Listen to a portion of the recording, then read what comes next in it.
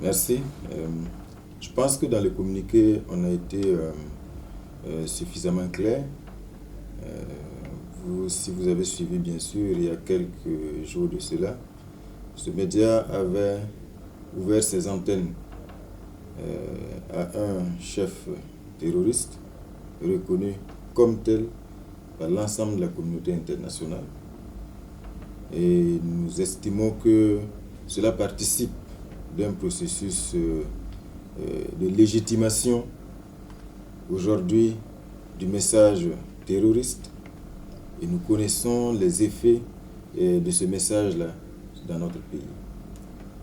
Depuis 2015, ce sont ces mêmes groupes qui tuent, qui pillent, qui violent, qui humilient nos communautés, et nous ne pouvons pas accepter aujourd'hui qu'un média ouvre ses antennes à ce discours de haine, à ce discours de division.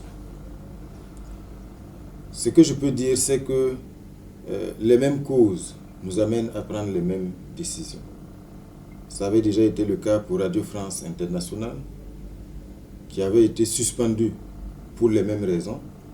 Et aujourd'hui, malheureusement, nous constatons que ce groupe France Média Monde reste sur cette trajectoire, ce qui nous amène à être suspicieux quant à la logique qui gouverne le traitement de l'information dans ces médias.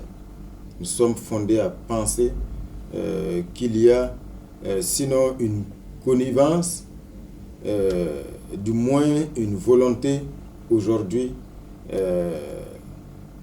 on ne sait pour quelle raison, d'accréditer en tout cas une cause aujourd'hui qui nous vaut tellement de souffrance dans nos pays.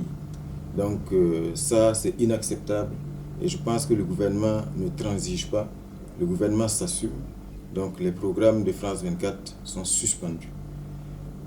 Au-delà bien sûr de ce média, c'est inviter tous les médias, tous les professionnels à faire leur travail en toute conscience et avec le maximum de professionnalisme.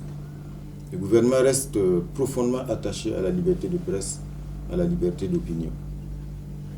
Mais le Burkina Faso est dans une situation de guerre, et nous n'allons accepter que personne aujourd'hui serve d'amplificateur des messages terroristes ou de la cause terroriste.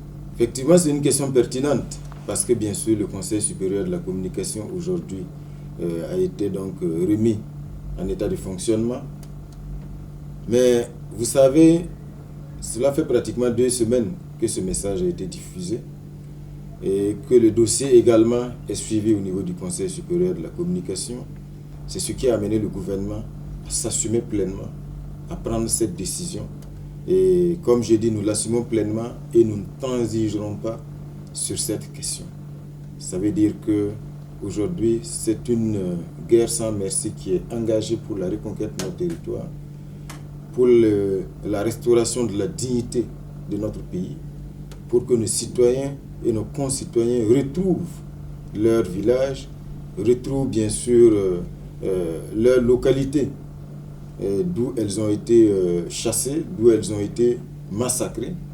Et donc dans ce combat-là, je pense que nous n'allons pas trembler un seul moment chaque fois qu'il faudra prendre une décision qui va dans le sens de la restauration de notre territoire. Merci.